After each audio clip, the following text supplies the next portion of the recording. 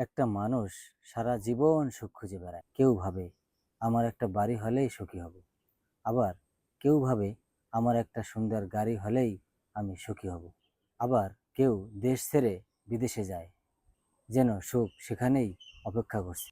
কিন্তু একটা প্রশ্ন, সুখ কি সত্যি বাড়ি গাড়ি বা কোনো দেশে থাকে? তাহলে যারা বাড়ি গাড়ির মালিক তারা তো সবাই সুখী হতো। সত্যি কথা হলো, সুখ কোনো জায়গা নয়, সুখ কোনো বস্তু নয়। সুখ হলো একটা অনুভূতি যা মানুষের মনের ভেতরে জন্ম নেয়। যে মানুষ অল্পতে কৃতজ্ঞ হতে শেখে, প্রিয়জনকে ভালোবাসতে শিখে, সৎভাবে বাঁচে, সৃষ্টিকর্তার দেয়া নিয়ামত স্বীকার করে, সে ছোট ঘরেও সুখ খুঁজে পায়। যে মানুষের মন সবসময় অশান্ত থাকে, সে প্রসাদেও শান্তি খুঁজে পায় না। তাই সুখ খুঁজতে পৃথিবী ঘুরে বেড়ানোর আগে নিজের মনটাকে দেখুন। হয়তো যে সুখটাকে আপনি এতদিন বাইরে খুঁজছিলেন, সেটাই নীরবে আপনার ভিতরে অপেক্ষা করছে।